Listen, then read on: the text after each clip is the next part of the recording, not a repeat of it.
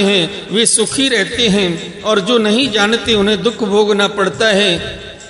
तो यह कहना भी ठीक नहीं, क्योंकि ऐसा देखा जाता है कि बड़े बड़े कर्म कुशल विद्वानों को भी कुछ सुख नहीं मिलता और मूढ़ों को भी कभी दुख से पाला नहीं पड़ता।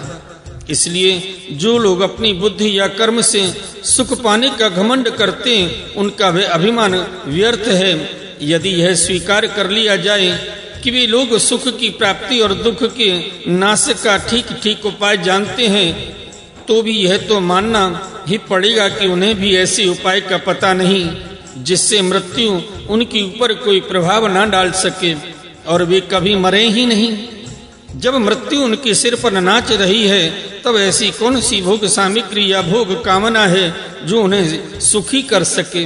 भला जिस मनुष्य को फांसी पर लटकाने के लिए वधना स्थान पर ले जाया जा रहा है, उसे क्या फूल चंदन स्त्री आदि पदार्थ संतुष्ट कर सकते हैं? कदापि नहीं।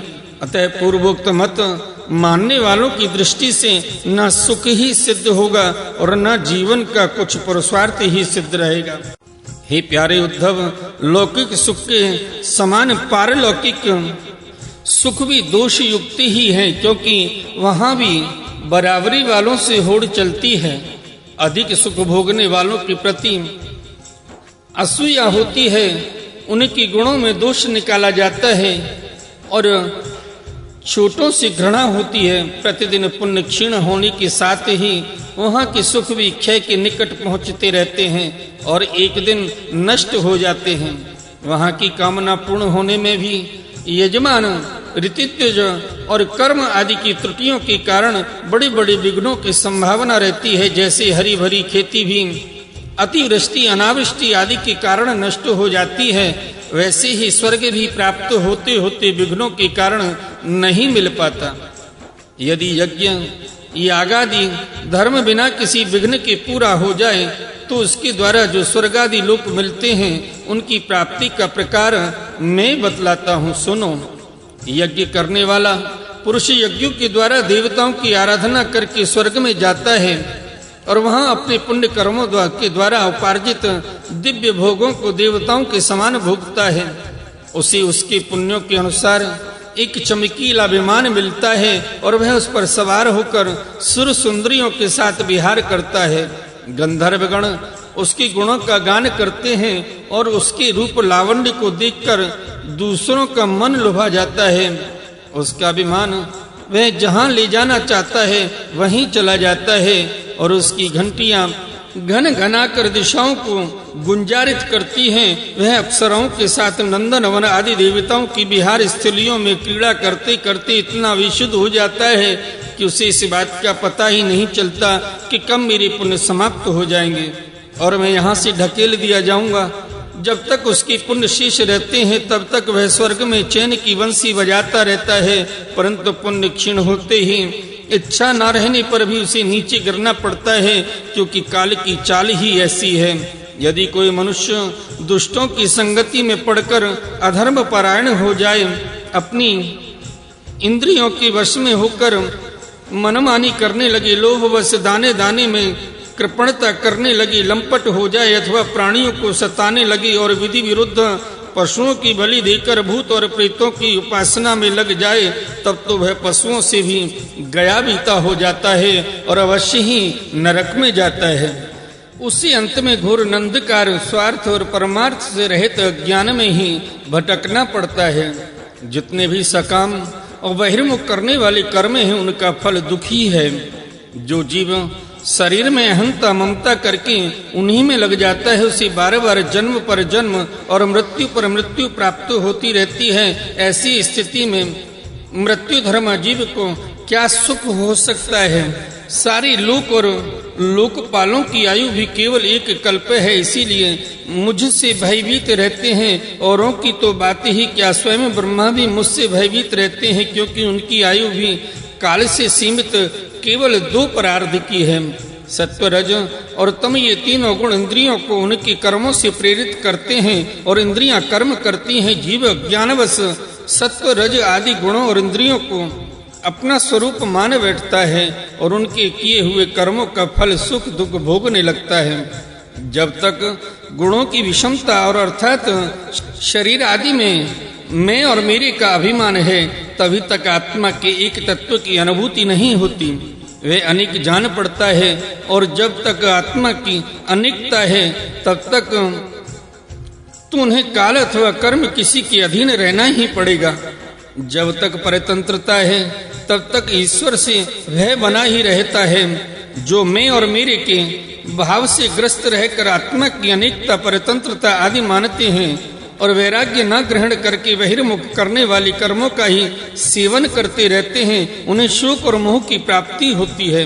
हे प्यारे उद्धव, जब माया के गुणों में क्षोभ होता है तब मुझे आत्मा को ही काल, जीव, भेद, लोक स्वभाव और धर्म आदि अनेक नामों से निरूपण करने लगते हैं। ये सब मायामय है, वास्तविक सत्य मैं आत्मा ही हूँ। उद्धव जी ने पूछा, भगवान यह जीव देह आदि रूप गुणों में ही रह रहा है, फिर देह से होने वाले कर्मों या सुख दुख आदि रूप फलों में क्यों नहीं बंधता है? अथवा ये आत्मा गुणों से निर्लिप्त है, देह आदि के संपर्क से सर्वथा रहित है, फिर से बंधन की प्राप्ति कैसे होती है? बद्ध अथवा मुक्त पुरुष कैसा बर्ताव करता है, वह कैसे विहार करता है, या वह किन लक्षणों से पहचाना जाता है, कैसे भोजन करता है और मल त्याग आदि कैसे करता है, कैसे सोता है, कैसे बैठता है और कैसे चलता है? हे अच्युतः, प्रश्न का मर्म जानने वालों में आप श्रेष्ठ हैं, इसलिए आप मेरे इस प्रश्न का उत्तर दीजिए। एक ही आत्मा अनादि गुणों के संसर्ग से नित्य बद्ध भी मालूम पड़ता है और असंग होने के कारण नित्य मुक्त भी। इस बात को लेकर मुझे भ्रम हो रहा है। बोले श्रीमद्भागवत महापुराण की जय। आइए भक्त वृंदो, श्रीमद्भागवत महापुराण के 11 स्कंद में 11वें अध्याय बद्ध, मुक्त और भक्त जनों के लक्षण का प्रसंग श्रवण करते हैं। भगवान श्री कृष्ण ने कहा, प्यारे उद्धव, आत्मा बद्ध है या मुक्त है, इस प्रकार की व्याख्या न व्यवहार मेरे अधीन रहने वाले सत्वादि गुणों की उपाधि से ही होता है, वस्तुतः तत्व दृष्टि से नहीं। सभी गुण माया मूलक हैं, इंद्रजाल हैं, जादू के खेल के समान है, इसलिए न मेरा मोक्ष है न तो मेरा बंधन ही है। जैसे स्वप्न बुद्धि का विवर्त है, उसमें बिना हुए ही भासता है, मिथ्या है, वैसे ही शोक मोह सुख दुख शरीर की उत्पत्ति और मृत्यु, यह सब संसार का बखेड़ा माया अविद्या के कारण प्रतीत होने पर भी वास्तविक नहीं है। हे उद्धव, शरीरधारियों को मुक्ति का अनुभव कराने वाली आत्मविद्या और बंधन का अनुभव कराने वाली अविद्या, ये दोनों ही मेरी अनादि शक्तियां हैं। मेरी माया से ही इनकी रचना हुई है, इनका कोई वास्तविक अस्तित्व नहीं है। भाई, तुम तो स्वयं बड़ी बुद्धिमान हो, विचार करो। जीव तो एक ही है, यह व्यवहार के लिए ही मेरे अंश के रूप में कल्पित हुआ है, वस्तुतः मेरा स्वरूप ही है। आत्मज्ञान से संपन्न होने पर उसे मुक्त कहते हैं और आत्मा का ज्ञान ना होने से बद्ध, यह अज्ञान अनादि होने से बंधन भी अनादि कहलाता है। इस प्रकार मुझे एक ही धर्मी में रहने पर भी जो शोक और आनंद रूप विरुद्ध धर्म वाले जान पड़ते हैं, उन बद्ध और मुक्त जीव का भेद मैं बतलाता हूँ। वह भेद 2 प्रकार का है। एक तो नित्य मुक्त ईश्वर से जीव का भेद और दूसरा मुक्त बद्ध जीव का भेद। पहला सुनो, जीव और ईश्वर बद्ध और मुक्त के भेद से भिन्न भिन्न होने पर भी एक ही शरीर में नियंता और नियंत्रित के रूप से स्थित है। ऐसा समझो कि शरीर एक वृक्ष है, इसमें हृदय का घोंसला बनाकर जीव और ईश्वर नाम के 2 पक्षी रहते हैं। वे दोनों चेतन होने के कारण समान हैं और कभी न बिछुड़ने के कारण सखा। इनके निवास करने का कारण केवल लीला ही है। इतनी समानता होने पर भी जीव तो शरीर रूप वृक्ष के फल सुख दुख आदि भोगता है, परंतु ईश्वर उन्हें न भोग कर कर्म फल सुख दुख आदि से असंग और उनका साक्षी मात्र रहता है। अभोक्ता होने पर भी ईश्वर की यह विलक्षणता है कि वह ज्ञान, ऐश्वर्य, आनंद और सामर्थ्य आदि में भोक्ता जीव से बढ़कर है। साथ ही एक यह भी विलक्षणता है कि अभोक्ता ईश्वर तो अपने वास्तविक स्वरूप और इसके अतिरिक्त जगत को भी जानता है, परंतु भोक्ता जीव न अपने वास्तविक रूप को जानता है और न अपने से अतिरिक्त को।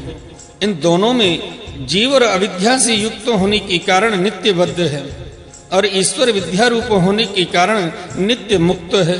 प्यारे उद्धव, ज्ञान संपन्न पुरुष भी मुक्त ही हैं। जैसे स्वप्न टूट जाने पर जगा हुआ पुरुष स्वप्न के स्वमर्याण शरीर से कोई संबंध नहीं रखता, वैसे ही ज्ञानी पुरुष सूक्ष्म और स्थूल शरीर में रहने पर भी उनसे किसी प्रकार का संबंध नहीं रखता, परंतु अज्ञानी पुरुष वास्तव में शरीर से कोई संबंध न रखने पर भी अज्ञान के कारण शरीर में ही स्थित रहता है। जैसे स्वप्न देखने वाला पुरुष स्वप्न देखते समय स्वाप्निक शरीर में बंध जाता है। व्यवहारिक में इंद्रियां शब्द स्पर्शादि विषयों को ग्रहण करती हैं, क्योंकि यह तो नियम ही है कि गुण ही